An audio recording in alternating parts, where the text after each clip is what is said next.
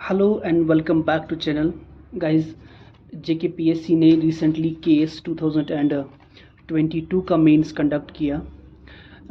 इस short video में मैं आपके साथ डिस्कस करूंगा एक एनालिसिस। मैंने 2021 का भी मेंस दिया और इसके बाद मेरा सेकंड मेंस था ये जेकेएस का, दैट इज़ 2023। कुछ एक्सपीरियंस ही मेरी दोनों में, जो मैंने इससे पहले एग्ज़ाम दिया था 2022 का। क्या वजह थी कि कुछ बेसिक इश्यूज़ थे मेरी आंसर राइटिंग प्रिपरेशन के साथ, जिसकी वजह से मेरी सिलेक्शन पॉसिबल नहीं हो पाई। और क्या बेहतरी मुझे लगी इस बार मेंस लिखने में, देखिए सिलेक्शन का तो मुझे पता नहीं जेकेपीएससी का जो है रिज़ल्ट आएगा तब पता चल जाएगा।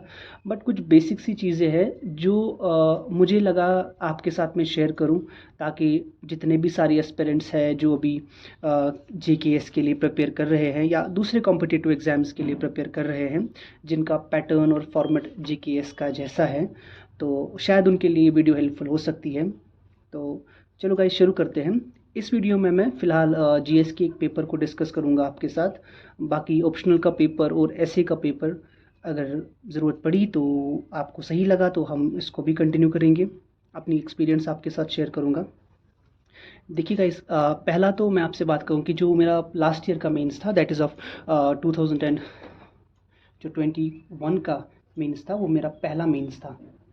और उस मेंस के लिए मेरी जो प्रिपरेशन थी ऑलमोस्ट 1-1.5 साल पुरानी थी। मैं बिल्कुल भी आपसे जो है बहुत क्लियरली बात करूंगा, क्योंकि मैंने देखा है ना, ये जो हमारी सिविल सर्विसेज का मसला है, बहुत सारे एस्पिरेंट्स पता नहीं क्यों खुद को जो है अपनी इमेज कंसील करते हैं और कुछ बढ़ा चढ़ा के कहते हैं। मुझे लगता है ये बहुत ज़्यादा ज़रूरी है हम एस्पिरेंट्स के लिए कि हम जिस एग्ज़ाम के लिए प्रिपेयर कर रहे हैं, हमें कुछ हद तक कोई ऑनेस्टी तो हो।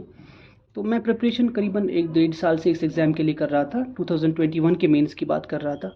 बट तब मेरी जो प्रिपरेशन के साथ बेसिक इशू था वो ये था कि मैं बस प्रीलिम्स के लिए मॉक दिया करता था। अच्छे खासे मॉक्स मैंने दिए और कुछ हद तक मैंने प्रीलिम्स में अपनी कॉम्पिटेंसी बढ़ा भी दी। सी सेट पे मैंने थोड़ा सा जोर दे दिया, जीएस पे दे दिया, बट मेरा जो मेंस का फोकस था वो बिल्कुल भी कुछ नहीं था। और जो ही मैं मेंस लिखने के लिए गया लास्ट ईयर, तो मुझे बहुत सारी इश्यूज़ फेस हुई, बहुत सारी। तो उसमें ये था कि कभी मेंस आंसर राइटिंग की थी बट बहुत कम की थी। कुछ बेसिक प्रॉब्लम्स होने लगी वहाँ पे एग्ज़ाम सेंटर में, मैं पैनिक होने लगा। इतना बड़ा पेपर देख के भाई क्या कर लूँ, इतना टाइम मैनेजमेंट है, तो बहुत आंसर राइटिंग ख़राब होने लगी। पता नहीं चला कि जब खुद क्वेश्चंस को पढ़ रहा था कि लिखा क्या है मैंने, क्या नहीं लिखा है। तो उस बिना पे मेरा जो लास्ट ईयर का मेंस था तो मैं सही से नहीं लिख पाया।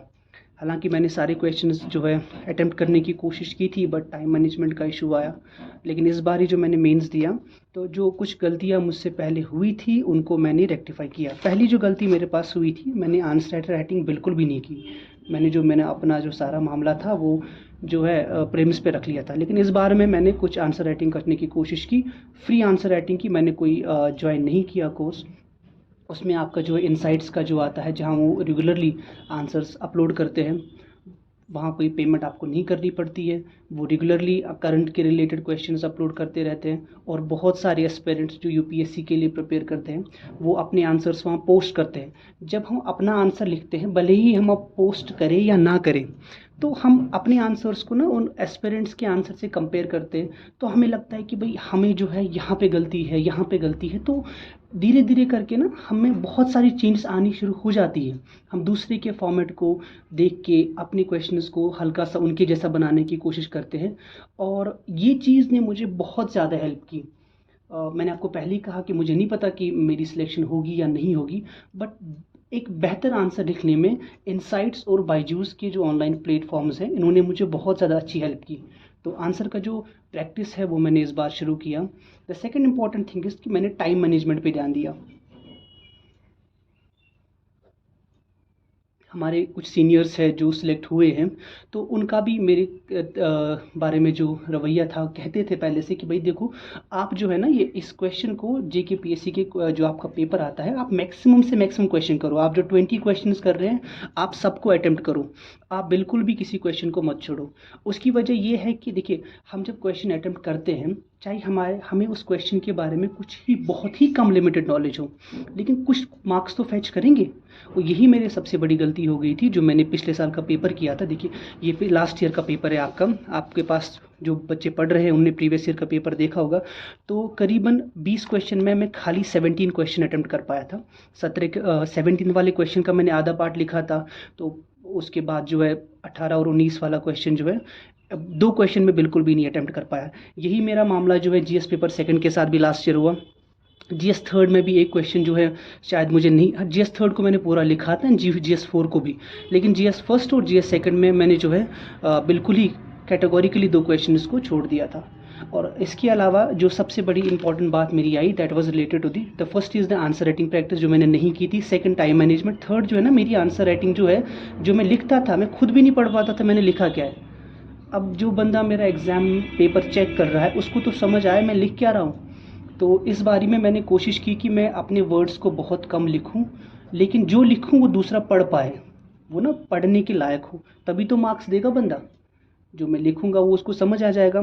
तो इन 3 चीज़ों पे मैंने वर्क किया और अल्हम्दुलिल्लाह मुझे लगा कि काफ़ी हद तक जो है चीज़ें बेहतर हुई। अब आंसर का कंटेंट क्या था क्या नहीं था, कैसा मैंने समझा, मैंने पेपर को लिखा, बट आई थिंक ये कुछ चीज़ें थी जो मैं आपके साथ शेयर करने वाला था कि मुझे मन किया कि अभी फ़िलहाल फ्री है आपके साथ इस बात को शेयर करूं कि जो मेरा प्रीवियस ईयर का मेंस का पेपर था उससे मैंने क्या कोशिश की, क्योंकि अब शायद लाइकली जेकेएस जो है अप्रैल में या मई में नए पोस्ट उसको फिर से अनाउंस करने वाला है। जितने भी सारे एस्पिरेंट्स हैं, मैं भी एक एस्पिरेंट हूँ, हम सब ने चाहिए कि ना हमने अपनी वीकनेस पे काम करना है। एक जेके सिविल सर्विसेज की या यूपीएससी की तैयारी एक लंबी चलती है और कहीं ना कहीं हम में कोई ना कोई खामी होती है। मोटा मोटा खामी मुझे अपने एग्ज़ाम में ये नज़र आई, बाकी रिज़ल्ट के बाद पता चलेगा कि जो है पेपर कैसे हुए। आई होप कि ये वीडियो आपके लिए हेल्पफुल हो गई हो। Thank you so much for watching. अल्लाह हाफिज़।